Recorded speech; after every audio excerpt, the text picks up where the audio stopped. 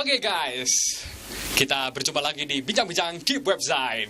Oke, di episode kelima kali ini kita akan kedatangan band grindcore dari Surabaya, yaitu Gas 178. Ya, Gas 178 ini berdiri sejak tahun 2009 dan memiliki 2 personil seorang ladies. Pasti pengen tahu kan seperti apa Gas dengan album barunya yang berjudul Generasi Penghancur? Langsung aja bersama saya, host magang Inong. Oke, kini sekarang kami sudah bersama Gas. Tangan. Oke, mungkin bisa diperkenalkan masing-masing. Ya. Saya Sari di vokal. Saya gitaris, Samir. Renol bass. Oke, tepuk tangan lagi dong. Nah, ini yang masih menjadi misteri buat hidup saya ini. Apa itu? Gas itu sebenarnya singkatan atau memang gas? Susah kayaknya jawabnya ini ya. Karena memang itu jadi semacam rahasianya kita gitu loh. Ya, jadi terserah orang yang mikir aja ya, mau nafsirin ini singkatan atau enggak, terserah mereka aja gitu. Oke, jadi rahasia dapur dari Gas sendiri. Ini masih sebuah misteri. Iya. Oke, grindcore ya, Gas. Bisa dibilang gitu. Tapi nggak pure grindcore gitu. Kita masih punya elemen death metalnya. Death metalnya. Death grind boleh, death metal boleh. Oke. Lalu mengapa mengambil genre tersebut, memilih genre tersebut? Iya, karena sebenarnya genre ini kalau buat saya pribadi memang yang awal saya kenal gitu dari genre ekstrim musik maksudnya ya. Di tahun mungkin tahun 90 itu yang masuk ke Surabaya atau ke Indonesia itu model-modelnya kayak Napalm Death, Terrorizer kayak gitu-gitu sebelum yang lebih ekstrim lagi gitu kan. Dan bukan cuma saya aja, orang-orang yang di zaman itu pasti tertariknya sama musik seperti ini duluan gitu kan. Nah, waktu pertama ngeband itu udah mutusin untuk ngambil yang genre seperti ini. Waktu itu ngomongnya death grind, grindcore, apalah terserah. Poinnya musiknya ekstrim gitu aja. Terus sampai sekarang pun kalau saya ngeband kebanyakan mainin musik seperti ini, karena semakin kesini semakin jarang yang mainin musik seperti ini kan. Jadi selain saya suka, teman-teman ini juga kebetulan waktu dihubungin, mau nggak ngeband seperti ini, mau gitu kan. Ya udah kita mau. Alasannya kalau sekarang kita pengen orang yang generasi sekarang tetap tahu kalau musik ini dulu ada gitu. Ya, untuk menjaga kekonsistenan itu gimana dari Gas sendiri menyikapinya? Kan dari dulu kan, dari tahun 90-an. Maksudnya yang dari 90-an cuma saya. Maksudnya yang ngeband musik seperti ini gitu. Kalau Gasnya kan kebentuknya 2009. Terus untuk maksudnya yang konsisten saya apa maksudnya apanya ini? Ya, bandnya. Kalau untuk bandnya kan masih baru ya. Jadi kalau bilang konsisten mungkin mereka karena masih suka aja. Oh, berarti kalau dari pribadinya Mas Amir sendiri, Mas Amir sudah cinta sama musik ini ya? Kalau cinta pada musik, semua musik sebenarnya saya suka gitu kan. Cuman untuk musik yang katakanlah ini disebut grindcore gitu ya, saya kepingin ini tetap orang yang generasi muda tetap tahu gitu. Nggak cuman tahu yang musik yang sekarang gitu atau yang death metal yang udah sangat kompleks brutalnya dan sebagainya, enggak. Tapi kita tetap saya pribadi tetap kepinginnya Gas ini sebagai media yang untuk tetap menjaga kalau musik ini tetap ada gitu. Oke. Ya ini kan saya kan juga masih baru di dunia underground kan. Ya saya kurang bisa membedakan antara grindcore dan death metal. Oke. Perbedaannya apa sih sebenarnya? Namanya enggak, biasanya orang ngebedain kalau grindcore itu pasti liriknya lebih katakanlah humanis, sosial atau politik. Kalau death metal kan lebih ke yang serem gitu ya, dari namanya aja. Kenapa mereka dinamain death metal? Karena awal-awalnya dulunya death metal itu musiknya liriknya punya konten yang seram gitu loh. Kalau grindcore nggak seram liriknya, meskipun ada yang yang kayak Kerekes gitu misalnya. Kayak Kerekes itu ada masalah kayak patologinya gitu loh. Cuman umumnya secara umum grindcore lebih ke humanis, sosial, Lebih ke sosial politik. politik mungkin ada, tapi lebih ke humanis sebenarnya sih. Oke. Ini kan baru rilis album ya? EP, EP. mini album ya. Bisa dijelaskan EP-nya? Mulai dari titel. Oh my. Aku aja. Kalau aku terus ya, dua nggak usah aja. Ya, EP ini sebenarnya cuman semacam teaser gitu ya, teaser untuk album setelahnya gitu loh, setelahnya yang sudah kita siapin sebenarnya. Jadi EP judulnya Generasi Penghancur ini sebenarnya untuk memperkenalkan kita gitu, perkenalan untuk awal. Kalau yang mini album ini banyak disukai, berarti kita menganggap yang album berikutnya mungkin juga bisa disukain gitu loh. Kalau yang mini aja nggak disukain orang, yang besar apalagi gitu kan. Berarti masih ada senjata rahasia ini di sini setelah ini ya. Kayak ninja berarti kalau iya ada. Kalau dari EP sendiri ini apa yang ingin disampaikan dari Gas? Ya, yang ingin disampaikan maksudnya konten liriknya gitu. Ya, betul. Oke, kalau yang ingin dari judulnya kita cuma ngasih tahu kalau sekarang ini mungkin eranya udah masuk ke generasi penghancur. Jadi kalau awalnya ada generasi perintis gitu kan, yang membentuk negara ini. Terus ada yang mengembangkannya generasinya itu. Terus ada generasi penikmatnya gitu. Dan sekarang udah masuk yang terakhir ini, generasi penghancur, kan udah banyak yang rusak tuh. Elemen kehidupan ya. 4 ya. Itu yang mau disampaikan dari judulnya kayak gitu. Terus kalau dari lirik-liriknya, kan kita ada di EP itu ada 3 lagu yang original, maksudnya yang karya kami sendiri. Terus ada 2 lagi yang daur ulang, Recycling. yang dari lagu orang lain gitu. Ada Oknum, cover song lah. Ada Oknum dari Tengkorak. Terus ada Napalm Death yang Seven Children itu. Yang pernah dibawakan di mana-mana dibawakan. Iya, lebih sering kita membawain lagu itu emang. Lalu dari kelima track ya berarti. 5 track ya. 5 track yang paling disukai. Yang paling disukain siapa ini? Kalau yang disukain ya pasti disukain semua. Enggak dari personil, yang dari Gas sendiri. Kalau dari saya sih semua, makanya kita rekam gitu. Kalau nggak disukain nggak mungkin direkam ya? gitu. Iya. Aduh, salah saya, Pak. Salah kamu. Maaf, Pak. Nggak lulus training berarti. Oke, kalau yang penasaran sama video klip dari Gas, langsung aja saksikan ini.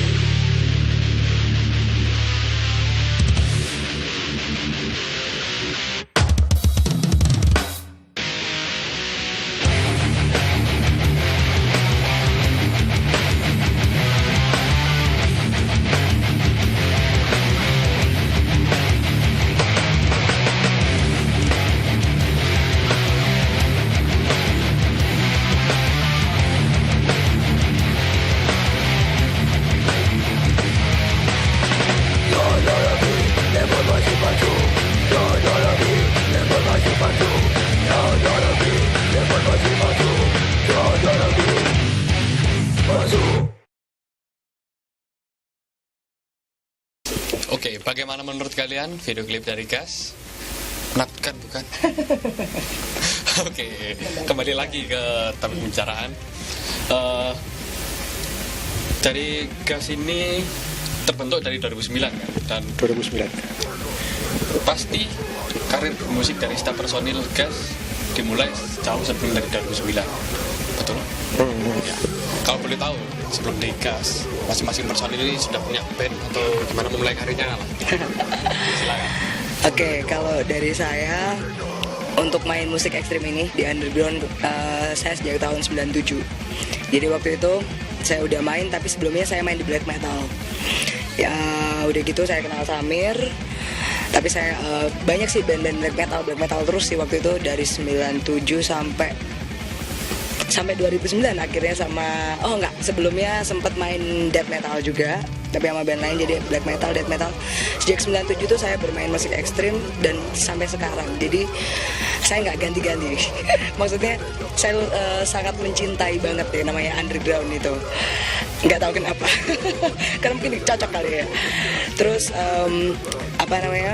waktu tahun 2009 si Samir, karena saya udah kenal dari dulu, dia coba bikin ini coba grindcore gitu.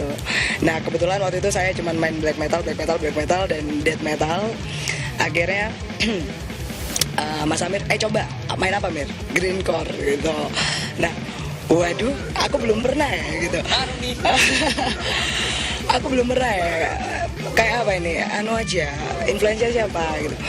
Paling Napalm Death gitu. Oh ya, kebetulan aku juga suka Napalm Death. Jadinya ya udah dari 2009 dan kebetulan waktu itu aku udah keluar dari band-bandku yang lama-lama. Terus akhirnya sama gas deh, selesai. Gitu. Oke, Mas Samir. Renol dulu aja ya. Ya udah, Mas Renol. Wah, kalau saya ini band-bandan dulu sih nggak se ekstrim inilah ya. Makanya waktu sebelum main di apa nama bandnya ini, gas mungkin gas di gas ini saya baru menekuni aliran musik ekstrim. Sebelumnya iya memang saya sesuai dengan profesi saya, tukang tekun. Kurang tekun. Dan juga pada PPKN loh Pak. Ya dari situ Enggak Pak. Oh ya Mas. Ya dari situ sebelumnya sih saya main musik lebih ke apa ya? Ya rock lah, pop rock, art rock. Coba-coba sendiri di band-band indie dulu, cuman ya nggak berhasil. Kurang tekun mungkin Pak. Iya makanya kurang tekun ya. Jadi ya secara tidak sengaja setelah malang melengkung di kancah musik seperti itu, terus ditawari sama Mas Amir main di bandnya ini gas, ya kaget juga lah karena ada musik kayak mobil pemadam kebakaran gini kan. Tapi saya juga shock kok. Iya, saya juga shock sekali. Kenapa kok saya yang dipilih gitu kan? Tapi ternyata excited juga sama musik seperti ini karena enak, cepet, dapat duitnya juga cepet. Itu aja sih Mas ya. Jadi saya yang paling baby kalau di kancah musik ekstrim ini. Baby. Iya baby. Makanya wajah saya juga baby kan. Aduh. Amit-amit. Oke, selanjutnya Mas Samir. Iya, sebelum saya bilang saya ngeband di mana, memang saya waktu ngebentuk gas ini sengaja ngajak orang yang belum pernah main musik seperti ini. Iya. Kecuali mungkin kalau bisa dibilang Sari yang sudah pernah lah main musik seperti ini gitu kan. Saya ngajak Renol karena dia belum pernah main musik kayak gini. Terus drummernya sebelumnya si Amir dari Blink Satan itu juga bisa dibilang minim sekali main musik seperti ini. Terus drummernya yang kedua Antonia Inri itu juga belum pernah main musik seperti ini. Jadi memang saya mencoba orang-orang yang belum pernah main musik seperti ini gitu loh, supaya nggak nentang saya gitu maksudnya. Berarti aku yang nentang kamu. Iya. Kalau nggak ngerti kan nggak nentang gitu kan, iya kan. Aja ya. Ikut aja gitu maksudnya gitu. Jadi berarti bagaimana Mas Samir menemukan player-player dari gas itu? Iya, itu udah takdir gitu. Takdir. Artian saya kenal Sari udah lama. Jadi waktu kepikiran vokal cari gak ketemu, saya kepikir mungkin si Sari mau main musik kayak gini, jadi vokalis gitu. Ternyata dia mau gitu. Terus basisnya waktu itu ada teman bekas teman band yang sebelumnya gitu kan. Terus dia harus kerja keluar, saya bilang ke cariin basis lah, siapa yang bisa main bassnya bagus gitu. Nggak harus orang dari. Emang dia mainnya bagus. bagus. Dia mainnya Pak bagus. Renol tersibuk. Sedang coba. Iya. Terus akhirnya ketemu dia. Kita pernah satu tim di satu event gitu kan. Saya bos, dia bukan bosnya, bukan dia. Owner tapi. Owner mobil lah ya. Oh si Reno itu mungkin mau. Wah Reno, ya udah cobalah kontak Reno. Ternyata dia mau gitu. Terus pas drummernya si Amir keluar, si Reno ini punya murid namanya Antonia Indri gitu. Murid sekolahnya. Murid sekolahnya, iya, murid sekolahnya, didikannya dia gitu di SMP. Ya udah coba aja, barangkali dia mau gitu kan main musik seperti ini. Ternyata dia juga mau gitu. Akhirnya terbentuklah Gas yang benar-benar kebentuk itu 2011. Kalau sebelumnya itu masih naik turun belum. Masih embrio gitu ya. Iya. Atas Iya, 2009 sampai 2011 itu belum pas gitu dapatnya. Baru 2011 dapatnya, iya belum pas. Terus kalau untuk jawab saya ngeband di mana, band sama Slow Death. Terus 2002 saya pindah ke Tengkorak. Baru 2009 saya sama Gas. Tapi sama Tengkoraknya tetap. Cuman Slow Death-nya aja yang buyar. Berarti bisa dibilang Mas Amir ini veteran ya Mas ya? Veteran bukan lah. Kurang sih. Bentar lagi lah Mas. Ya. Oke, ini dari dulu sampai sekarang saya masih penasaran bagaimana bukannya no offense ya, jadi gimana sih belajarnya vokalis cewek ke underground gitu, vokal? Ya kalau dulu sih saya sebenarnya waktu di black metal itu main gitar.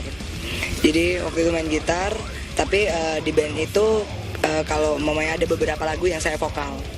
Untuk pertama kali saya cuman bisa belajar cuman bisa vokal scream. Kalau di black metal kan namanya scream.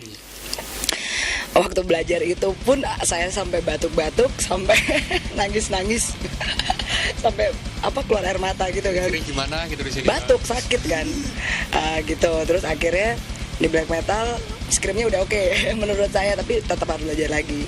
Nah waktu itu saya nggak bisa sama sekali yang namanya growl sama barking sama sekali. Jadi saya memang waktu itu kan karena saya memang dari black metal, jadi memang lebih condongnya ke scream, dan lagian waktu itu saya pegangnya gitar bukan vokal. Terus akhirnya waktu ditawarin Samir di Gas itu aku jadi apa? Jadi vokal. Waduh, kamu kan tahu aku cuma bisanya scream, aku ngomong gitu. Nggak bisa aku growling kayak monster gitu. Udah gitu dia bilang pasti bisa. Dan dia ini memang benar-benar meyakinkan saya. Kamu pasti bisa. Dan akhirnya kayak gimana sih di ini? No, paling nggak kayak Barney. Gitu. Waduh, ya aku suka gitu. Aku suka dental, suka grindcore. Cuman kan nggak pernah belajar untuk mendalamin suara tersebut gitu, kayak growl dan barking. Terus akhirnya belajar sampai batuk-batuk lagi dan menangis-nangis lagi. Dan setiap kali habis latihan, waktu latihan pertama kali sama Gas, itu tuh suaraku langsung habis. Saya juga mengalami dulu. Jadi waktu di scream nggak pernah kehabisan suara. Yeah. Ketika waktu growl sama barking, habis latihan langsung habis bis. Jadi udah yang kenapa? Akhirnya sama dia sampai langsung udah ditraktir makan sama dia. Masih ingat aku, iya. Ada orang yang habis teriak-teriak katanya. Gitu aja sih. Dan dia selalu belajar lagi, dan sampai sekarang pun saya masih belum puas dan saya akan terus belajar. Semangat. Ya ini bagus sih. Oke, kalau dari awal tadi mungkin bisa disimpulkan bahwa Mas Amir ini perkataannya adalah angin surga. Semua yang diajak dengan kalimat yang sangat persuasif mungkin ya. Cuma iya, saya percaya sama Mas Amir. Seperti itu mungkin ya. Sampai Mbak Sari rela kehabisan suara, menangis-nangis. Bayangkan saudara. Iya, memang dia ini kalau bisa saya Tony Rojim berarti. Godaanmu terlalu besar, Mir. Oke, mungkin daripada Mas Renal menundukkan kepala terus, ini mungkin ada pertanyaan titipan. Iya, ada apa? Pertanyaan titipan. Mana? Tadi. Iya, itu. Bagaimana? Kan Pak Guru ini ya. Iya nak. Jadi tutorial ada ya gitu ya. Pak. Bagaimana cara female drummer untuk menekuni di ekstrim musik? Si Antonia. Oh Jajang. Kenal Jajang sih dia SD. Ya Antonia Indri panggilannya, karena saya kenalnya dari awal namanya Jajang. Iya, Yayang terlalu. Iya, ini gurunya dari dulu aku manggil Jajang. Terus gimana ini? Enaknya gimana? Bubar ini. Bagaimana ini? Kalau kenal Jajang, dia mulai, setahu saya sih, kalau dia mulai main drum itu kelas 4 SD ya. Dia sudah main musik yang menurut saya waktu itu sudah untuk ukuran anak SD udah terlalu rumit ya. Mereka main Dream Theater waktu itu. Ya, dia juga pernah jadi bass drummer dulu di lomba-lomba drum antar SMP.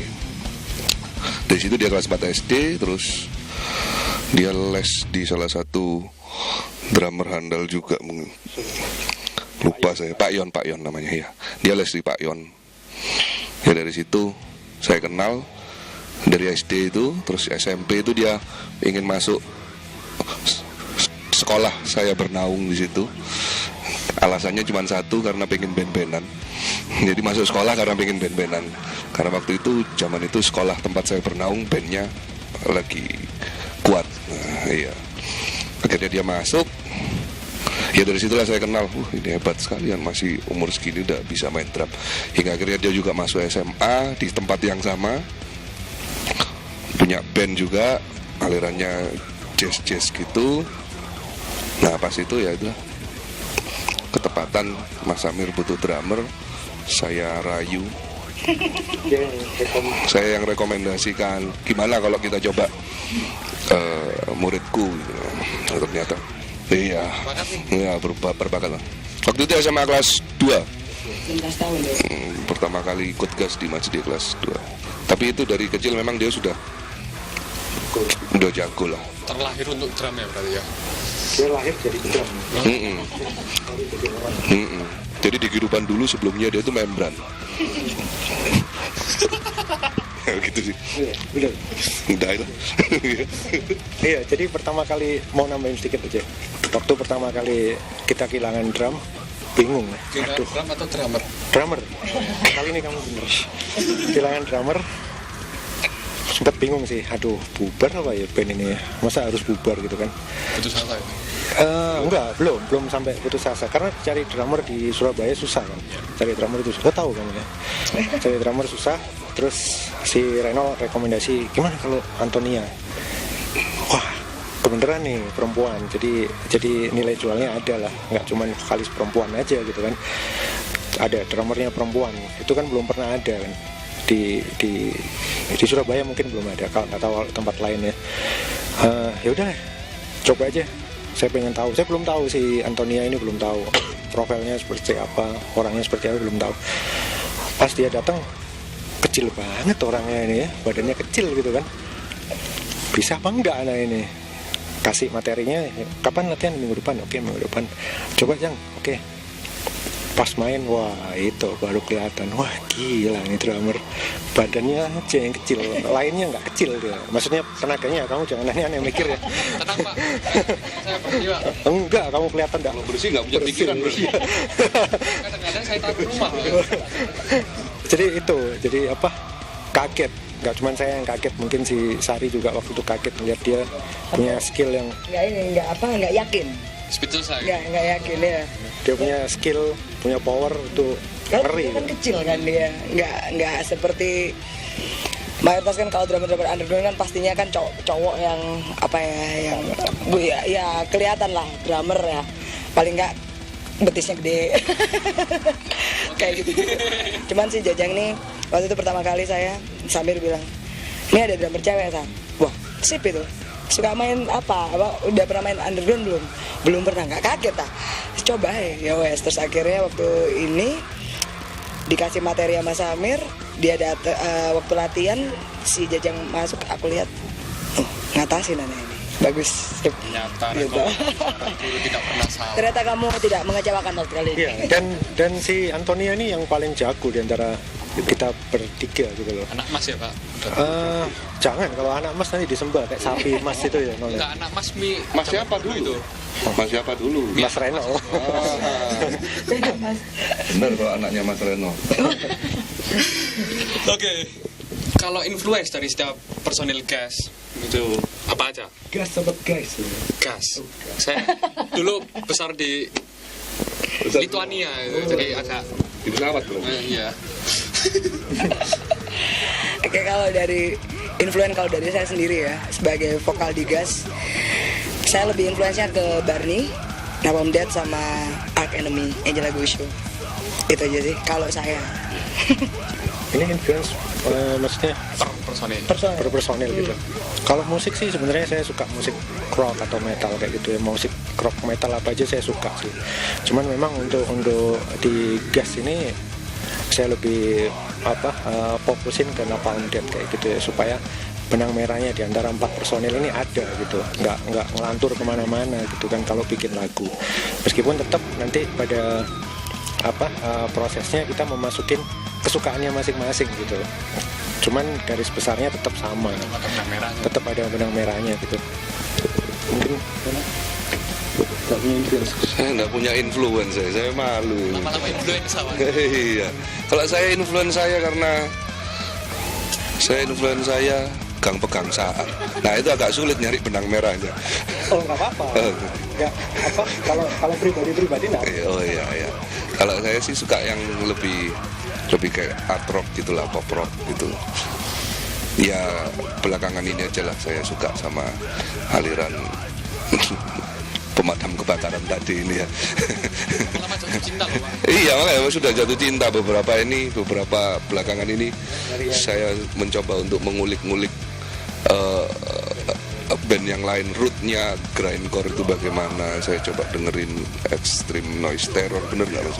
Bener Extreme Noise Terror. Saya dengerin Crude SS, ya itu saya dengerin coba Fall of Because, ya itu Prettiest Pig.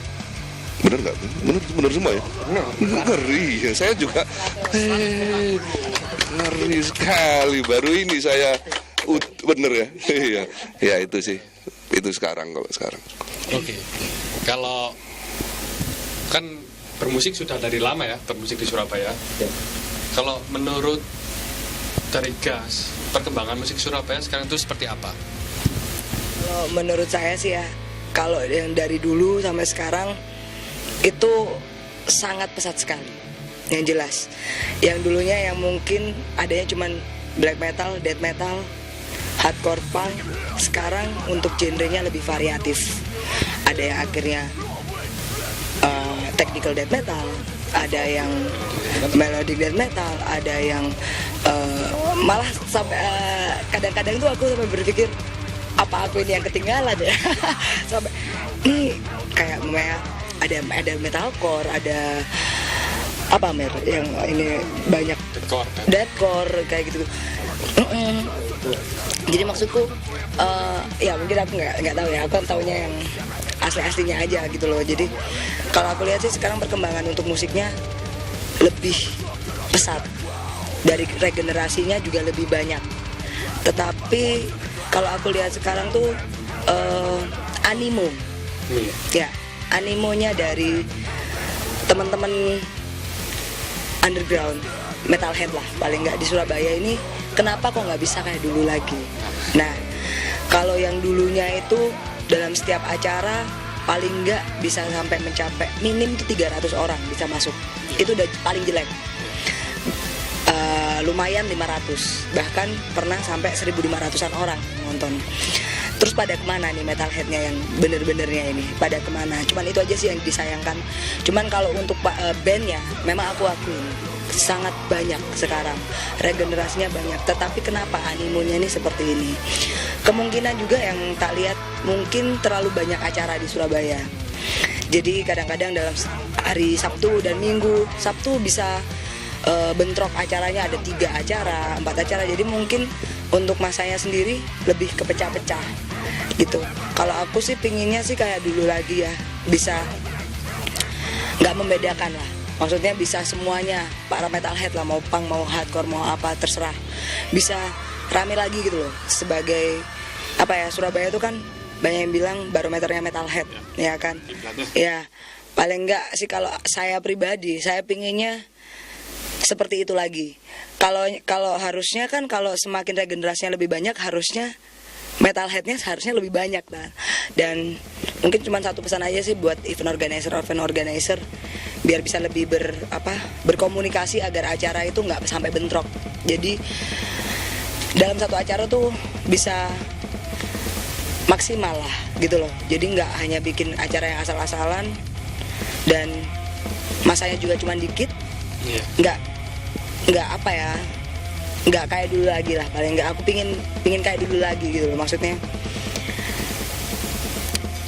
metalhead nih paling nggak bisa bersatu lagi lah, bisa kayak dulu lagi ya. Nggak terlalu diekspos tapi tetap bisa ya seperti itu. Tambahan Mir? Kalau saya ngelihatnya memang ada perkembangan yang bagus, dalam artian beberapa band itu punya manajemen yang sangat bagus gitu. Terus mereka punya kru, punya soundman, terus equipmentnya juga dibawa gitu lengkap kayak gitu. Mereka juga punya dokumentasi, mereka punya publikasi yang bagus, misalnya kayak di YouTube dan sebagainya. Jadi itu perkembangan yang sangat luar biasa gitu. Dulu kita nggak bisa seperti seserius itu gitu kan. Jadi band-band sekarang memang lebih serius gitu. Mereka punya equipment yang mumpuni lah, yang juga berperan.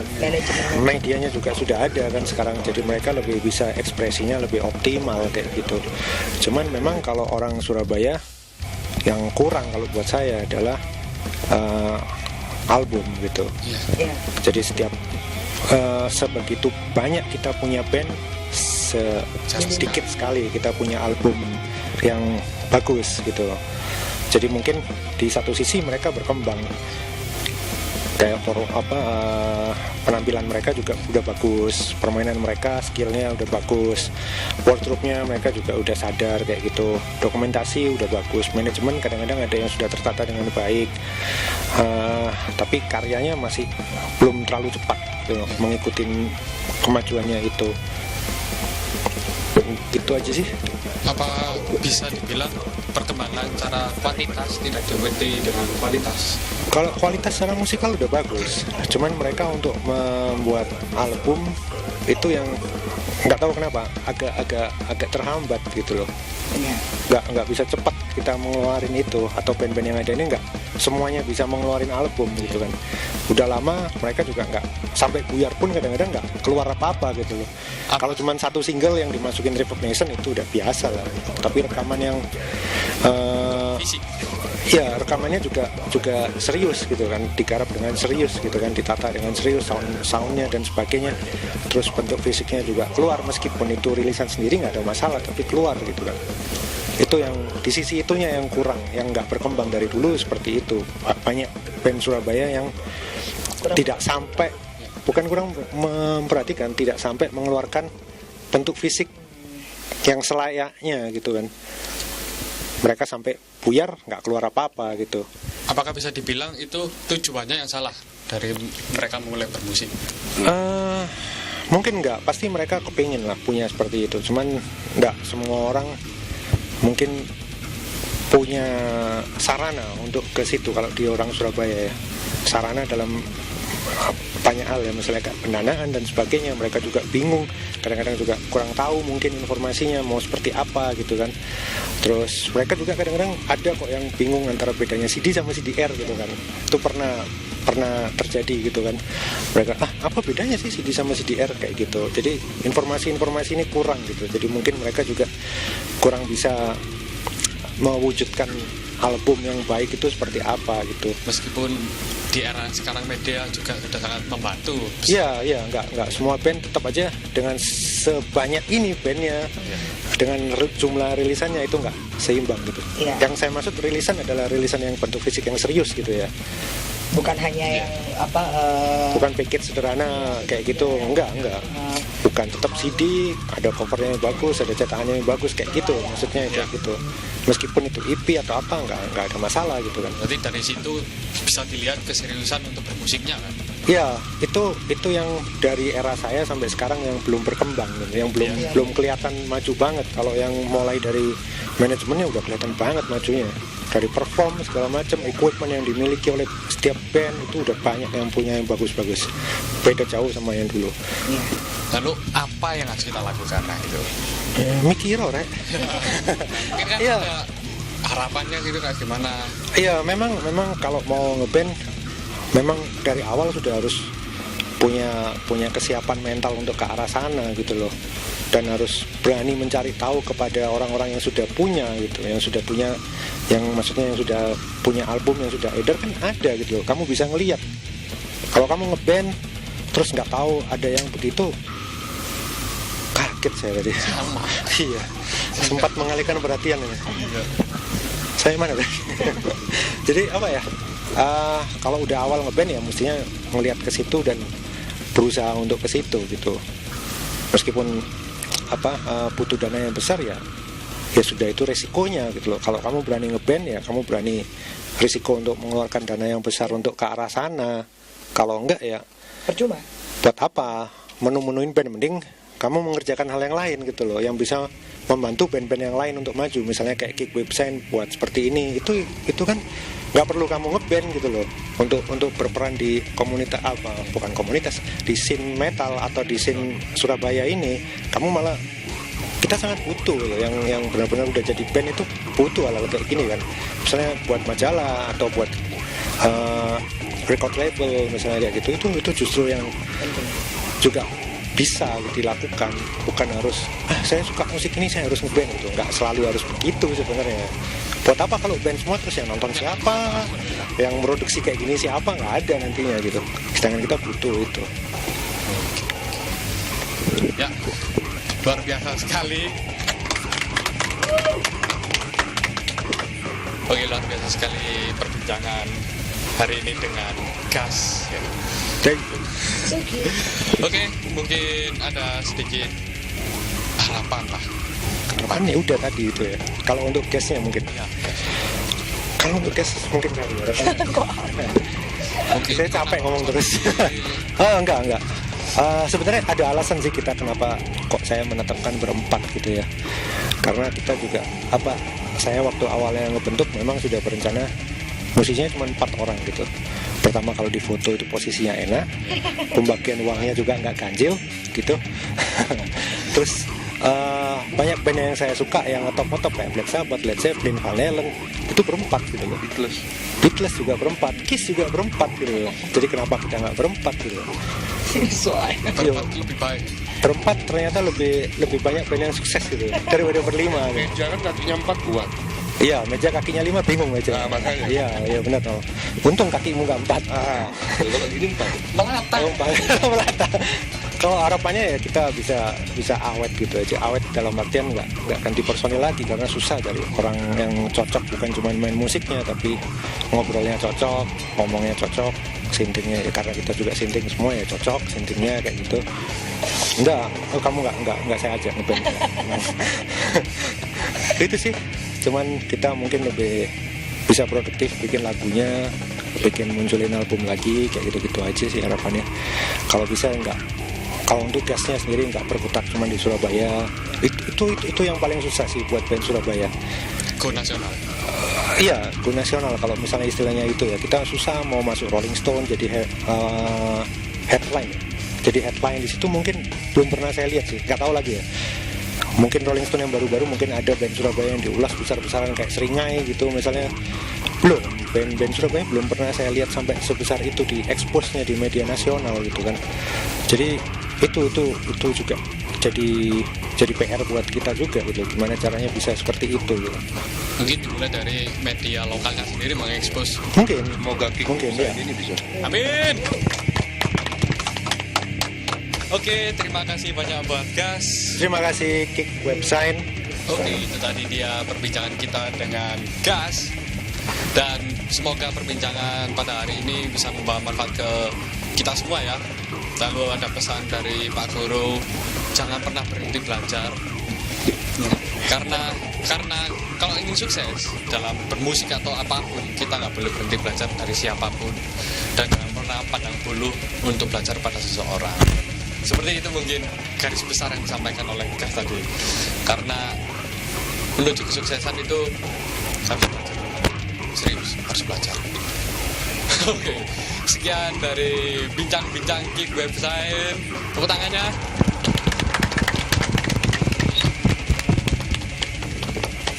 Oke, mungkin kita berjumpa di episode selanjutnya ya. Terima kasih buat Terima kasih. Oke, thank you. Gas. Oke, thank you. Saya bantu kamera. Bye-bye.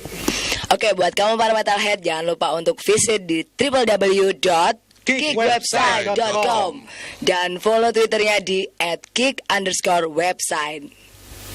Hells.